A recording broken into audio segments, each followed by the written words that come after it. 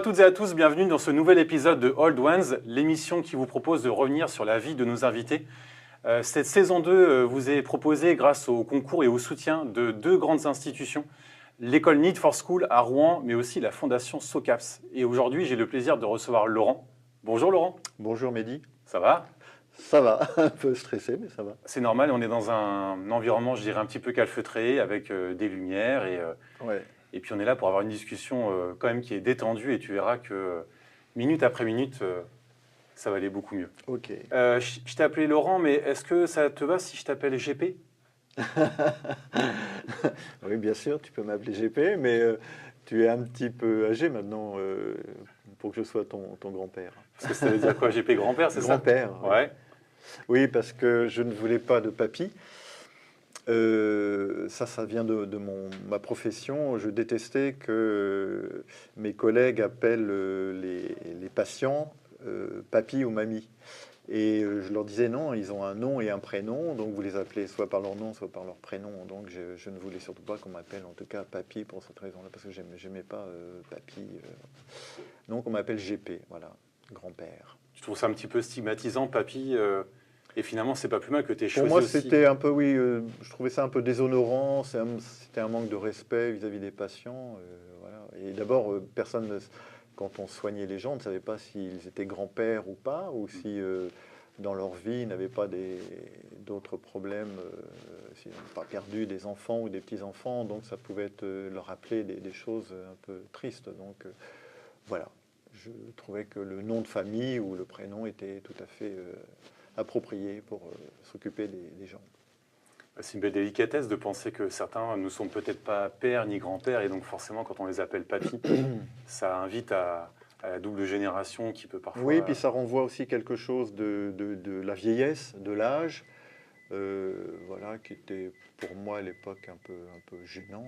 Bon, maintenant je le suis, donc je suis de l'autre côté de la barrière, mais je trouvais ça un petit peu dommage, quoi, d'appeler les gens comme ça. Puis c'est aussi bien, si tu ne te sentais pas à l'aise à l'idée qu'on t'appelle papy, c'est bien que tu aies dit, voilà, je voudrais bien qu'on m'appelle GP, ça me va très bien, et au moins tu es à l'aise avec... Et de surcroît, les autres grands-parents de mes petits-enfants s'appellent déjà papy et mamie, donc ça m'arrangeait, comme ça je pouvais... Il fallait que je trouve juste un truc original, et GP, ça m'allait très bien. Et c'est vrai que parfois, dans nos métiers, du bien vivre et bien vieillir, on a souvent l'occasion de découvrir que certaines personnes acceptent complètement des surnoms, comme tu dis, papy, et d'autres un peu moins et préfèrent autre chose. Et ce que je dis souvent, c'est que finalement, ce qui est le plus important, c'est que le mot, le surnom, correspond à celui qui va le prononcer et celui qui va le recevoir. Oui.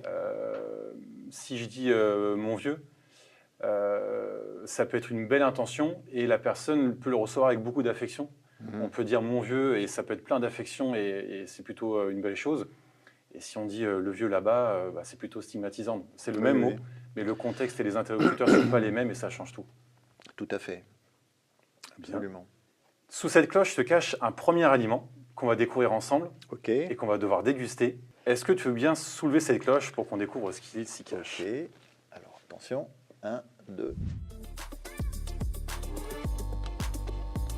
Est-ce que tu connais ? Pas trop. C'est exotique, non? C'est continental. C'est de la peau de porc qui est frite. Ah oui? Ouais, c'est un truc qui se mange à l'apéritif en Espagne. Ah oui. C'est vachement salé, donc il ne faut pas en abuser non plus. D'accord. C'est assez gras, forcément. Oui. Mais ça se mange à l'apéritif là-bas, donc on peut en prendre un. Ok. À la tienne. Oui, le goût. Ouais. On peut avoir de l'eau, sinon? Bien sûr. Non, c'est pas bon, t'aimes pas ça? C'est spécial. Ouais. Enfin, non, c'est pas mauvais, mais...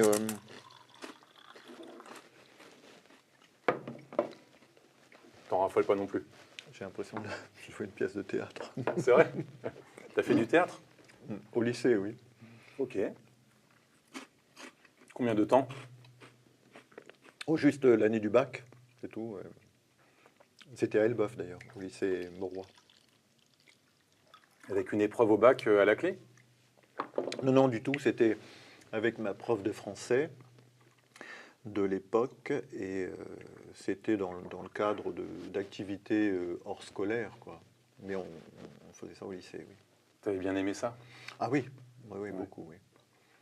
Oui, et la prof était hyper sympa, c'était quelqu'un de génial, maintenant qui n'est plus là, mais elle était formidable. En parlant de théâtre, si je te dis bonjour à toutes et à tous, ici Laurent au micro. Oui, alors je vois très bien. Alors donc, bonjour. Alors déjà, c'est pas RVS, c'est VRL. Hein. VRL. Ouais. Il y avait 2 radios locales, donc c'était en 84, 85. J'ai expliqué l'histoire des radios privées, puisqu'au départ, c'est avec Mitterrand et les socialistes qui ont libéré les radios pirates. Et donc, les radios sont d'abord appelées radios libres, et ensuite, elles sont devenues radios privées. Et donc, moi, j'ai fait quelques années émission à VRL, qui était un peu la radio concurrente d'RVS, bien qu'RVS était quand même beaucoup plus professionnel déjà à l'époque. Mais donc VRL, voilà. Et donc, je ne me faisais pas appeler Laurent, je me faisais appeler Vincent. Bonjour, donc vous êtes sur votre radio locale, VRL 104.1, voilà, et puis on continuait, et on faisait tout, hein, on faisait la technique, je faisais la technique aussi. J'avais les magnétos derrière, les cassettes là, et tout le pupitre et le micro devant, et puis les platines, enfin les réflex derrière et les platines, je sais plus, qui étaient ici. Platine disque, hein, c'était des vinyles à l'époque. Ouais, ouais. 33, 45 tours. Pas 45, que des 33. 40, okay. Alors 45 c'était un peu chiant parce que oui, enfin on pouvait le faire éventuellement, oui tu as raison. Moi je travaillais qu'avec des 33 parce que ça me faisait, enfin j'avais ma propre discographie, hein, donc je travaillais avec mes disques à moi, mes thèmes étaient, ouais. Enfin parce qu'à l'époque je faisais une émission plutôt thématique. C'était Led Zeppelin. Alors, je vois pas. Alors non, moi je faisais à l'époque, j'adorais déjà le rock et puis la discipline, c'est un peu ma génération forcément. Mais je faisais une nouvelle scène française, chanson donc plutôt à texte. J'aimais faire découvrir des nouveaux chanteurs. Bon, à l'époque, c'était pas vraiment des nouveaux chanteurs, il y avait des styles Louise Attaque ou Noir Désir ou des gens comme ça. Et le théâtre t'avait aidé justement à prendre ce poste? C'était du bénévolat, animateur Alors c'était que du bénévolat. En fait, ça s'est fait un peu bizarrement parce que je logeais juste à côté des studios de VRL. Et donc, j'ai rencontré un ami qui, lui, était professionnel dans cette radio et était animateur, c'était Patrick. Et donc, voilà, et comme j'avais une voiture, il utilisait souvent ma voiture. Et puis, il m'a fait découvrir, comme ici, un petit peu les studios. Et puis, il m'a dit, tiens, tu veux essayer de faire une émission et bon, la première émission, c'était catastrophique. Mais ensuite, je m'y suis mis, et puis j'ai aimé ça rapidement, quoi. Voilà. Ah non, tu t'es pas arrêté à l'échec de la première émission? Ah non, j'ai fait plusieurs, peut-être une année, parce qu'après, bon, j'ai arrêté parce que j'ai un peu déconné à ce moment-là. Mais j'ai fait une autre radio aussi qui s'appelait Radio Néon, qui elle était sur Grand Couronne, Petit Couronne. Je fais 2 radios différentes. En parallèle, je travaillais à l'hôpital, donc c'était un peu difficile. Et puis, bon. Puis ma vie a changé, donc j'ai arrêté la radio au moment où je me suis mis en couple, en fait. Et le théâtre t'avait aidé? Tu as senti que le théâtre t'avait aidé à... Alors le théâtre, c'était bien avant. Hein. Le théâtre, c'était en 76. Alors que la radio, c'était en 84. Oui, parce que c'est un petit peu agréable aussi de se mettre en avant comme ça. Et puis quand on est entouré de gens, aussi d'amis, de gens sympas, donc ça aide aussi beaucoup. Ça fait pousser les ailes. Oui, ça on peut dire, ça fait pousser les ailes, oui. Et puis, comme j'étais quelqu'un d'un petit peu introverti, ça me permettait justement de découvrir et de sortir de mon cocon, parce qu'avant j'étais un petit peu très timide, très timide, oui. Je vais nous débarrasser de ça. Hop. Merci. Avant de découvrir ce qu'il y a sous la deuxième cloche, je te propose de regarder un petit peu ce qui est écrit sur la carafe ici. Il est bon de vieillir. Et je ne suis pas du genre à acheter des carafes avec des choses écrites dessus, mais je me disais que ça pouvait être un bon sujet de conversation. Oui. Qu'est-ce que tu en penses, toi, de ça? C'est bon de vieillir? Alors, je pense que maintenant, je suis beaucoup mieux dans ma vie que je ne l'ai été dans les décennies précédentes. La période la plus agréable était sans doute justement celle du lycée, je suis allé à la fac aussi, donc quand j'étais à la fac, voilà. Et quand j'ai fait mes études aussi d'infirmier, c'était sympa. Et après, finalement, non, ça a été moins drôle. Parce que voilà, la vie a fait que j'avais d'autres soucis, d'autres problèmes. Donc, je suis beaucoup mieux maintenant que je ne l'ai été à une période de ma vie. Donc toi, tu as plutôt une retraite réussie.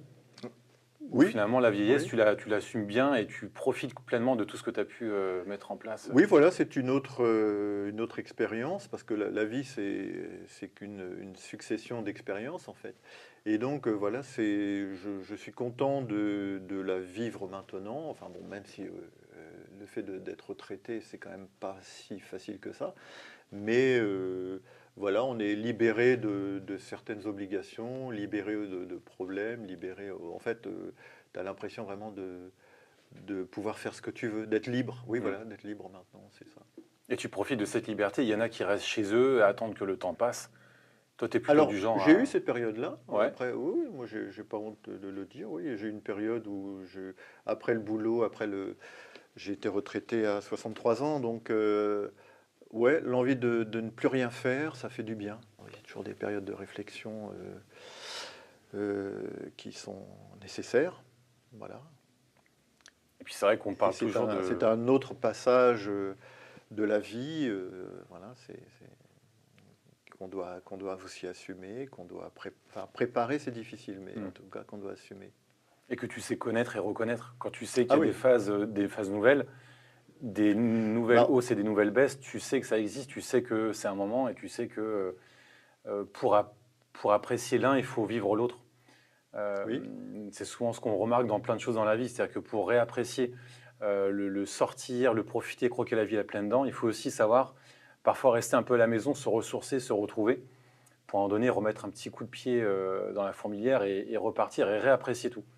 C'est ce oui, qui fait l'ennui chez certaines personnes qui ont pourtant tout, la santé, l'argent, les voyages et tout ce qu'ils veulent, et ils finissent par s'ennuyer parce qu'ils n'ont plus la restriction. Et parfois, le fait de se restreindre permet de retrouver le plaisir des choses dans la vie. oui, bien sûr, ce que tu dis, tu as tout à fait raison. Mais c'est une autre façon d'appréhender les choses. Et puis c'est l'inconnu quand même euh, quand on vit, quand on est à la retraité, on ne sait pas trop ce vers quoi on va. Mais ce sont des nouvelles façons de voir les choses et puis voilà, d'autres expériences aussi à avoir, à pratiquer. Voilà. En tout cas, le peu que je te connais maintenant depuis quelques temps, tu as l'air pleinement heureux et profiter de ta retraite et c'est le principal. Je te propose qu'on découvre, enfin que tu découvres, Oui. ce qu'il se cache sous la deuxième cloche Ok. pour une petite dégustation. C'est moi qui-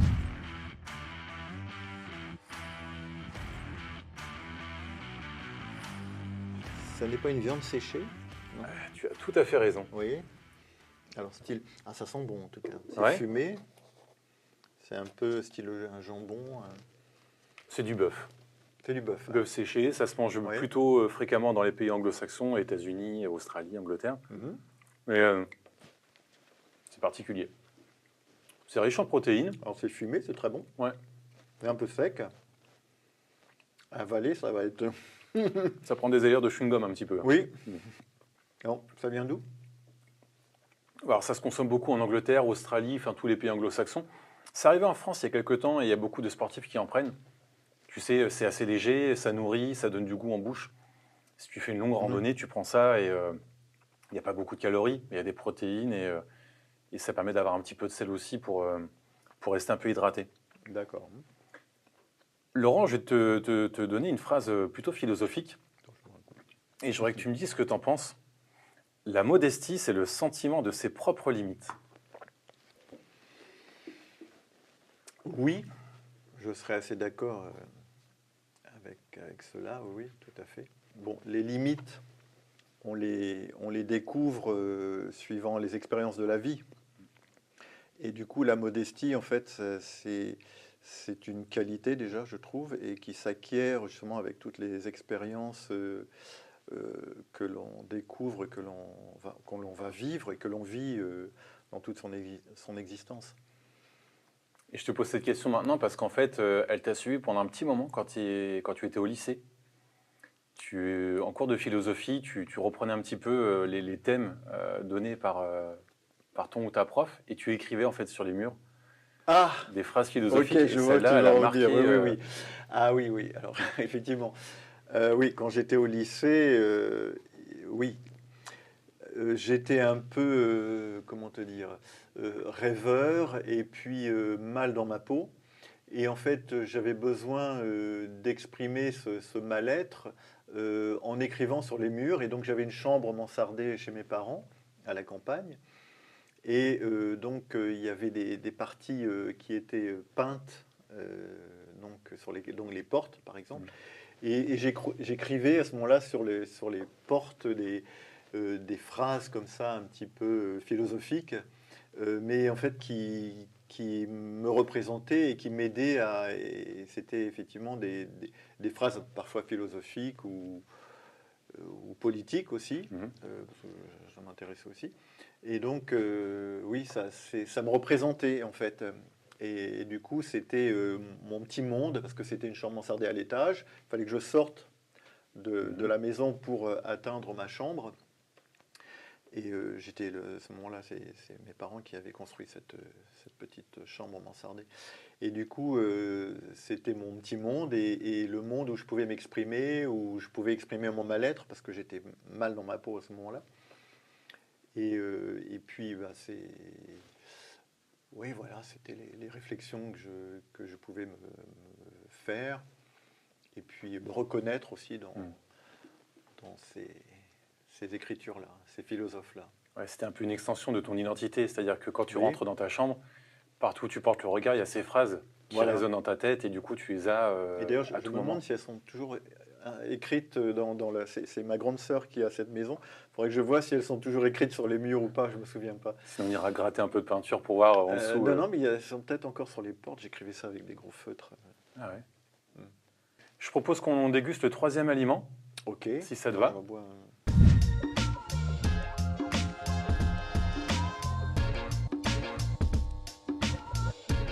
Ok. Alors, il faut que je découvre, il faut que je sache. Burkina Faso. C'est du bissap. Ouais, c'est ce que je viens de lire. Tu connais? Ouais, non, pas du tout. Je peux Ah le oui, goûter. bien sûr, bah, c'est fait pour, on va déguster Ah ça.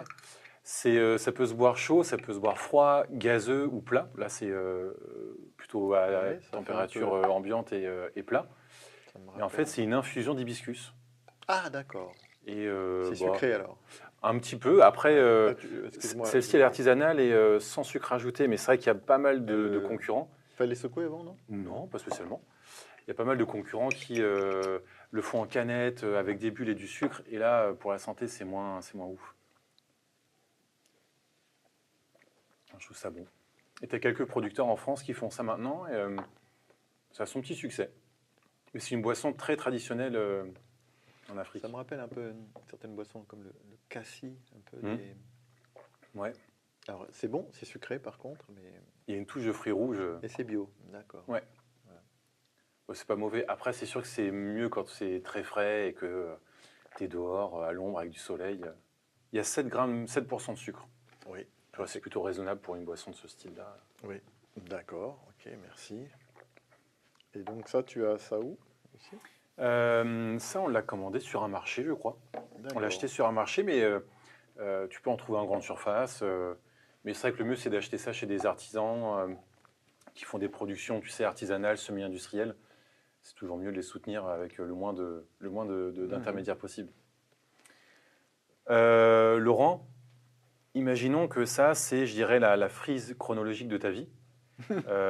À ta gauche, c'est ta naissance, et à droite, c'est pas ta mort, c'est aujourd'hui. On ne sait pas de quoi demain est fait. Et je vais prendre ici, à peu près à tes 20 ans. Et si le Laurent d'aujourd'hui rencontre pendant 30 secondes le Laurent de 20 ans, et il a 30 secondes pour lui dire un truc. Un conseil, une phrase sympa, un truc... en 30 secondes, qu'est-ce que tu lui dirais?